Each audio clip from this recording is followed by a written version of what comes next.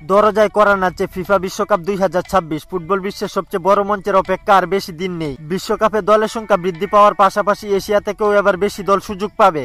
এরই মধ্যে এশিয়া অঞ্চল থেকে একে একে দলগুলো নিশ্চিত করেছে বিশ্বকাপে তাদের জায়গা। কেউ নতুন ইতিহাস গড়েছে, কেউ ধরে রেখেছে পুরনো আধিপত্য। আজকের ভিডিওতে বিস্তারিতভাবে দেখুন এশিয়া থেকে কোন কোন দল নিশ্চিত করেছে ফিফা বিশ্বকাপ 2026-এর টিকিট। এশিয়ার বিশ্বকাপ কোয়ালিফায়ার প্রায় এখন শেষের দিকে। এখন পর্যন্ত মোট 8টি দেশ নিশ্চিত করেছে মূল পর্বের টিকিট। এছাড়াও প্লে অফ থেকে খেলার সুযোগ পাবে আরো একটি দল। এশিয়া থেকে সবার আগে বিশ্বকাপের টিকিট নিশ্চিত করেছে জাপান। সি গ্রুপের শীর্ষ থেকে দাপুটে পারফরম্যান্সে জয় তুলে নিয়েছে জাপান। শেষ রাউন্ডে ইন্দোনেশিয়াকে 6-0 গোলে হারিয়ে নিশ্চিত করে মূল পর্বের জায়গা। অক্টোবরে ব্রাজিলকে হারিয়ে তারা বার্তা দিয়েছে এইবারও বিশ্বকাপে বড় কিছু করতে যাচ্ছে। এশিয়ার দ্বিতীয় দল হিসেবে কোয়ালিফাই করেছে দক্ষিণ কোরিয়া। বি গ্রুপের শীর্ষে থেকে আবারও বিশ্বকাপের টিকিট নিশ্চিত করেছে কোরিয়া। সোন ইয়ং-মিনের নেতৃত্বে ধারাবাহিক পারফরম্যান্সে তারা প্রমাণ করেছে তারা এখনো এশিয়ার সেরা একটি দল।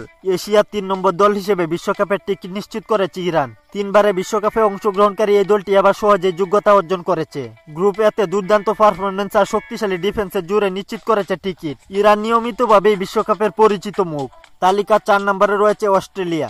গ্রুপ সিতে দ্বিতীয় স্থান পেলেও এশিয়ার অন্যতম শক্তিশালী দল হিসেবে বিশ্বকাপের টিকিট নিশ্চিত করেছে। প্রতিটি বড় টুর্নামেন্টে অস্ট্রেলিয়া বিপজ্জনক প্রতিপক্ষ, এবারও তাদের চোখ নকআউট পর্বে। তালিকায় 5 নম্বরে রয়েছে সৌদি আরব। বি গ্রুপের শীর্ষ থেকে আবারও টিকিট নিশ্চিত করেছে সৌদি আরব। 2022 সালে আর্জেন্টিনাকে হারিয়ে বিশ্বকে চমকে দেওয়া দলটি আবারও নামছে বড় স্বপ্ন নিয়ে। তাদের স্থিতিশীলতা ও শৃঙ্খলাবদ্ধ খেলা এশিয়ার মধ্যে সৌদির জায়গা আলাদা করে দিয়েছে। 6 নম্বর দল হিসেবে বিশ্বকাপের টিকিট নিশ্চিত করেছে কাতার। 2022 বিশ্বকাপের আয়োজক দেশ এবার নিজের যোগ্যতায় জায়গা করে নিয়েছে। গ্রুপ এতে দুর্দান্ত পারফরম্যান্স করে কাতার নিশ্চিত করেছে মূল পর্বের টিকিট। তাদের লক্ষ্য নিজেদের দ্বিতীয় বিশ্বকাপ অংশগ্রহণকে স্মরণীয় করে রাখা।